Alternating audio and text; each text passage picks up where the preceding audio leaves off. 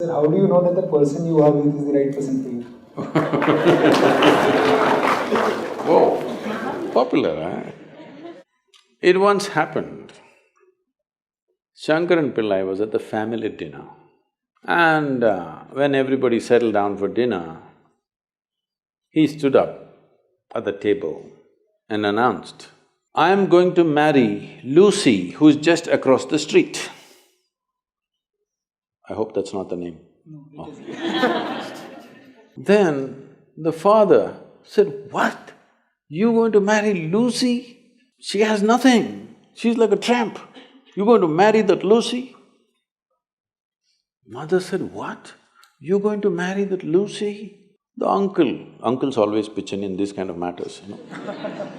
Uncle said, "What? You going to marry that Lucy? Have you seen her hair? It looks fake." The aunt, "What? You going to marry Lucy? She's always painted. You going to marry that painted woman?" The little boy, the nephew, can't be left out. He said, "You going to marry Lucy? She doesn't even know what is cricket. How can you marry her?" Shankaran Pillai stood his ground and said, "Yes, I'm going to marry Lucy." Everybody asked in one voice, "Why?" He said, "Because she has no family." There are no many opinions to battle with. So, who is the right person? I don't want to take away all the romance from your life. But let me tell you this, there is no right person on this planet. If you put your heart into something, something may become wonderful. Is it the right thing? There's no right thing. Nobody ever found the right person anywhere, okay? If you get into that kind of unrealistic mindset, "I have found the right person," oh, you will be soon disappointed. You must understand, there is no right person. First thing is to see whether I am the right person. Yes, am I the right person? And there are no right people on this planet. If you understand, you have your nonsense, they have their nonsense, we can adjust nonsense. Go on. We must understand relationships are formed for various needs. There are physical needs, there are psychological needs, there are emotional needs, there may be social needs, there may be financial needs, various kinds of needs. So when you're going to somebody with so many needs, you're going as a beggar, and a beggar cannot choose. Hello? Beggar eat what comes his way, isn't it? He cannot choose. So, if you really want to make a choice in this world, first and foremost thing is, you bring yourself to your place where your experience of life is just pleasant by yourself. You're wonderful. Now, let us see what gets drawn to this one. If you're really wonderful, things will happen in every way, I'm saying. In terms of career, in terms of marriage, in terms of relationships, the best will happen to you because you made yourself like this. Instead of trying to work on somebody and fix them, if you work upon yourself and make you so wonderful that everybody wants to be with you, then there is a choice. And this whole thing is an American thing, that there is a soulmate somewhere.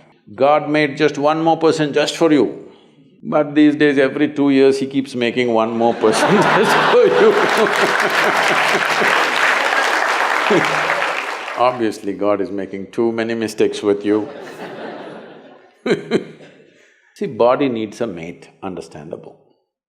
Maybe psychologically also you need a mate, understandable. Emotionally you need a mate.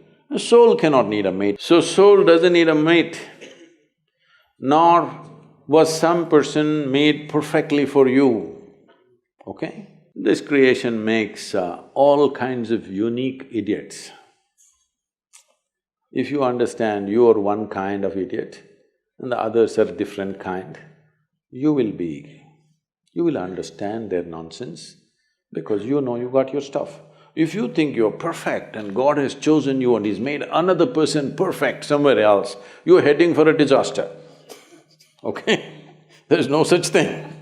Even, people today, after 5,000 years, people are still adulating and worshipping Krishna as the greatest lover, but his wives are dead unhappy with the guy. You're not going to find any perfect person.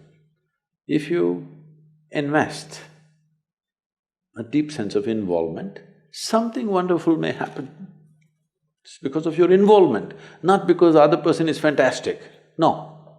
Even if you choose a fool, actually it's easy that way. If they're not stupid, why would they come to you first of all? No, I'm just being nasty. So, even if you choose a fool, it doesn't matter. If you involve yourself, it can turn out very beautiful. You chose the smartest person in the universe, it could be a disaster. So, do not think in terms of, whatever this made for each other nonsense. No, you choose the opposite actually. But after some time, after a little bit of time, you slowly start expecting they're just like you. This is a serious mistake. Because if one more person becomes just like you won't be able to bear with them for 2 days. Hello? Please tell me. If there's one more person just like you at home, could you live there? You're glad they're different. It's wonderful, nobody is like you. Isn't it? Nobody is like you on this planet. Try and see. Nobody is like you, and that's good. Don't look for sameness, not necessary. It's a difference which makes the… because of the difference you tango, not otherwise.